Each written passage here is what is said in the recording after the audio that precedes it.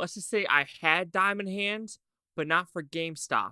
And now I am down.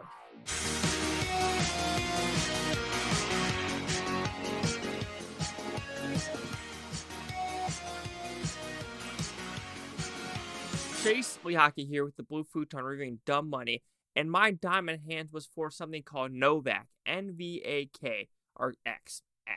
I bought that before COVID, just thinking, oh, a cheap medical stock. Well, that sucker went up to $300 or $200. I was like, it's going to hit 5. Once it hit 5s, I'm going to cash the F out. And now it's like $5. So, kind of like the nurse in the movie. So, what is this movie about? Pretty simple premise. 2020, 2021, Roaring Kitty, hedge funds, GameStop. You all know the news. This is something that everyone knows about. This is not a little niche. Yes, it was a niche. The Wall Street Bets was a kind of a niche little thing. But when it gets this big with Fox Business, Dave Portnoy, CNBC, Congress, AOC, Maxine Waters, of course, that redhead, fucking Jenna Mikowski, whoever her name is, that was the redhead press secretary, all liars. Whenever they get involved, whoever it is. So, to like this movie, I thought it was a good movie that gave you the very, very, very, very, very superficial story of it all.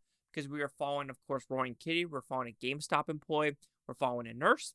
We're following the hedge fund managers, about 3 of them.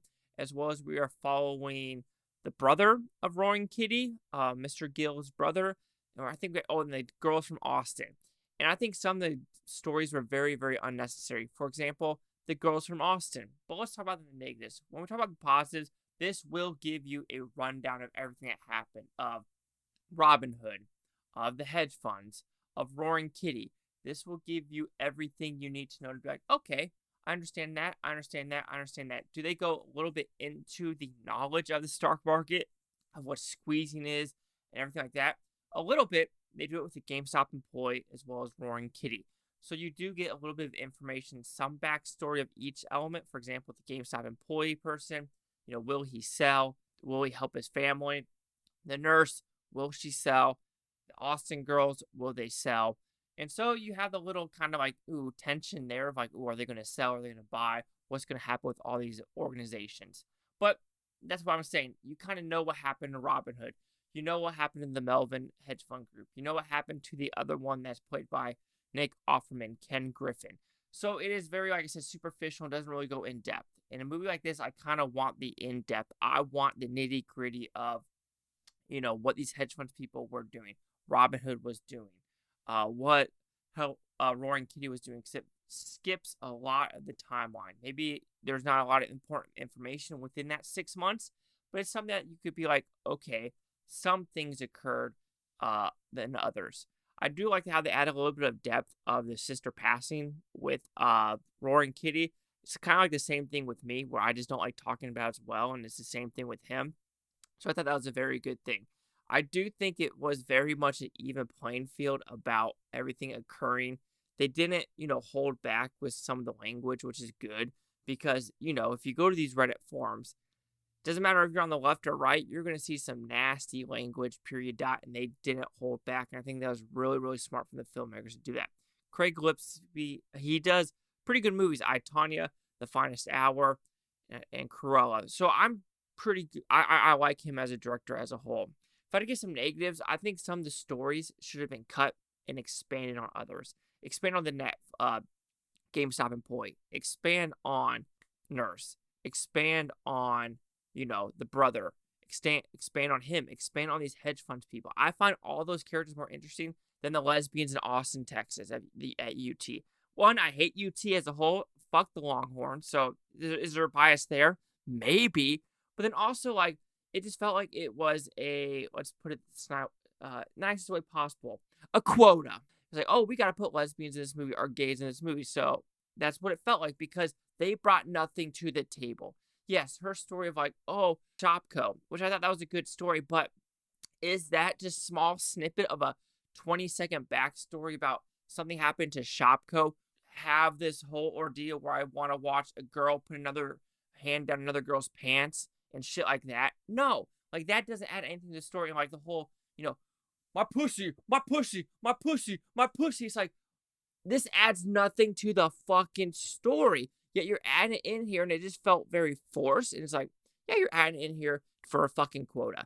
And that is my personal opinion with that storyline, because all the other storylines was like, okay, GameStop was doing a, a Twitch dance stream. Okay, I understand that.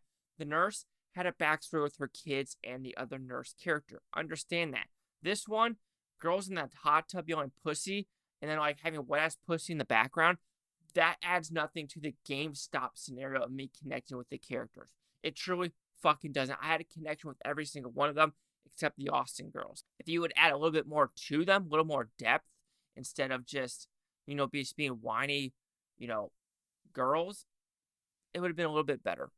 So overall, Dumb Money, it was a good movie. I enjoyed it. Can I watch it again? Sure. I think Pete Davidson did a good job. Seth Rogen did a good job. Nick Offerman, Paul Dano, Anthony Ramos, America Ferrera, Vincent Oliphant. I'm pretty sure I always say his last name wrong. But I do think they all do a good job, as well as I think there's one more character in this movie. Oh yeah, Dave Portnoy. Dave Portnoy does a fantastic job. So Dumb Money will receive a 3.5 out of 5 with Futons, which equals at 70%. So let's see the critics' news scores gave this one. So you have critics at 85% with 182 of them. Critics, 85%. What am I saying? Am I just being dumb? 85 for everyone. Critic consensus. Dumb Money's crowd-pleasing dramatization of real-life stock hijinks may not tell the complete story, but is rousingly, entertainingly nonetheless. Agreed. It doesn't tell the complete story. Very, very superficial about apes, tendies, everything. Anyway, 70s, 85s. Chase back here with the Blue Futon. Like, comment, subscribe. One more thing, Futon Topia, you Butons, have a great day. And I don't care what you say tomorrow, week, month, or year from now. I love every single freaking one of you.